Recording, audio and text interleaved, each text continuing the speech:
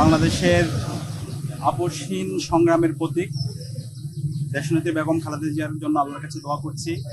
আল্লাহ পাক সুবহানাহু ওয়া তাআলা বেগম খালেদা জিয়াকে জান্নাতুল ফেরদৌসের মেহমান হিসেবে কবুল করে নিক। আমরা আজকে ঢাকা বিশ্ববিদ্যালয় কেন্দ্রীয় ছাত্র সংসদ ডাকসুর পক্ষ থেকে বিএনপি চেয়ারপারসন অফিসে এসেছি। যে শোক বইটা ওপেন করা হয়েছে সেখানে স্বাক্ষর করা এবং আমাদের ডাকসুর 5 জন সদস্য এখানে এসেছেন। আমরা আমাদের শোক বইয়ে আমাদের স্বাক্ষর শেষ করে বিএনপির ভারপ্রাপ্ত চেয়ারম্যান তারেক রহমানের সাথে আমাদের মিটিং হয়েছে।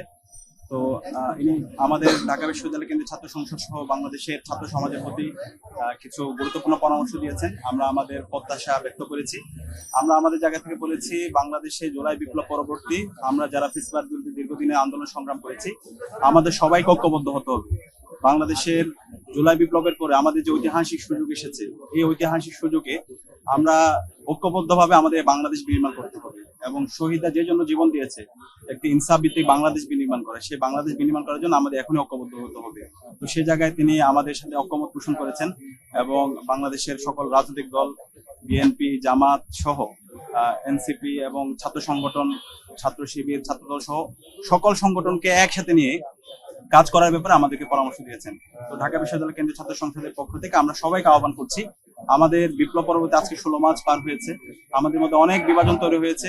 সেই বিভাজনের সুযোগ নিয়ে আজকে পতিত ফ্যাসিস্টরা এবং এখানে দিল্লির দাবেদাররা তারা বিভিন্ন ধরনের ষড়যন্ত্র এবং চক্রান্ত করছে। আমাদের এখনই সময় একটু ঐক্যবদ্ধ হওয়ার। আমরা গত 16 বছরে আমরা ভোট দিতে পারিনি, বাংলাদেশে যারা তরুণ প্রজন্ম আছে তারা ভোট দিতে পারেনি। তো একটি ফ্রি, ফেয়ার, ক্রেডিবল নির্বাচনের জন্য আমাদের ঐক্যবদ্ধ ভূমিকা পালন করতে হবে এবং এই জুলাইয়ের শহীদদের যে স্বপ্ন, সেই স্বপ্নের বাংলাদেশ বিনির্মাণ করার জন্য আমাদেরকে ঐক্যবদ্ধ হতে হবে এবং পতিত ফ্যাসিস্টদের যে বিচার, সেই বিচারের প্রশ্নে আমাদেরকে ঐক্যবদ্ধ হতে হবে। একই সাথে আমাদের যে গত 16 বছরে রাষ্ট্রীয় কাঠামো, সকল প্রতিষ্ঠানগুলোকে যে ভেঙে চুরমার করে দেওয়া হয়েছে, সেই প্রতিষ্ঠানগুলোকে নতুন ভাবে বিনির্মাণ করার জন্য, জুলাইয়ের সনদ বাস্তবায়ন করার জন্য এবং এই নির্বাচনে জুলাই সনদের যে গণভোট হবে, সেই গণভোটকে হাক বিজয় করার জন্য আমাদেরকে ঐক্যবদ্ধ হতে হবে। তো আমরা আশা করছি, যেহেতু বাংলাদেশ সকল রাজনৈতিক দল, ছাত্র সংগঠন এবং ফ্যাসিবাদ বিরোধী সকল সংগঠন ঐক্যবদ্ধ হয়েছে, সুতরাং বাংলাদেশ আর কখনো পথ হারাবে না। আর একই সাথে আমাদের এই বাংলাদেশের রাজনীতি হচ্ছে বাংলাদেশপন্থী রাজনীতি, বাংলাদেশকে ধারণ করা, বাংলাদেশের মাটি ও মানুষকে ধারণ করা, দেশের স্বাধীনতা, সার্বভৌমত্ব, অখণ্ডতাকে ধারণ করা, ভারতীয় আধিপত্যবাদের বিরুদ্ধে সবসময় প্রতিরোধ জারি রাখা। যেই রাজনীতি শহীদ জিয়া এবং বেগম জিয়া আমাদেরকে দেখিয়েছেন, সেই রাজনীতি বিনির্মাণ করাই হচ্ছে আমাদের আগামীর বাংলাদেশের রাজনীতি। তো সেই বাংলাদেশের রাজনীতি বিনির্মাণ করার জন্য আমরা ঐক্যবদ্ধভাবে লড়াই চালিয়ে যাব।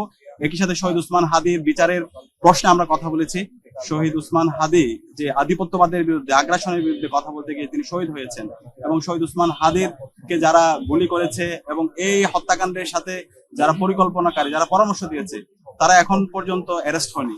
তো সেই জায়গায় সকল রাজনৈতিক দল, ছাত্র সংগঠন সবাই যেন ঐক্যবদ্ধভাবে ওসমান হাদির বিচারের প্রশ্নে যেন ঐক্যবদ্ধ হয় এবং যারা ঘাপটি মেরে বসে আছে, যারা ইন্টারভিউর মধ্যেও ঘাপটি মেরে বসে আছে, এদের যেন আমরা বিচার আওতায় নিয়ে আসতে পারি, সে ব্যাপারে আমরা কথা হয়েছে এবং আমরা আশা করছি আমরা সবাই ঐক্যবদ্ধভাবে এই স্বাধীন বাংলাদেশে শহীদ ওসমান হাদি ভাইয়ের বিচার নিশ্চিত করতে পারবো ইনশাআল্লাহ। ওনার পক্ষ থেকে সুস্পষ্ট নির্দেশনা হলো, বাংলাদেশ পন্থী রাজনীতি আমরা যারাই দীর্ঘ ফ্যাসিবাদ বিরোধী আন্দোলন করেছি, জুলাই বিপ্লব পরবর্তী আমরা সবাই যেন ঐক্যবদ্ধভাবে আমরা আমাদের রাজনীতি করি। এবং তিনি এটাও বলেছেন, আমাদের এই যে নিজেদের মধ্যে গণতান্ত্রিক সৌন্দর্য হচ্ছে এটা, আমাদের নিজেদের মধ্যে নিজেদের রাজনীতি থাকবে, রাজনীতি নিয়ে বিভাজন থাকবে, কিন্তু বাংলাদেশ প্রশ্নে, জুলাইয়ের প্রশ্নে যেন আমরা সবাই ঐক্যবদ্ধ থাকি।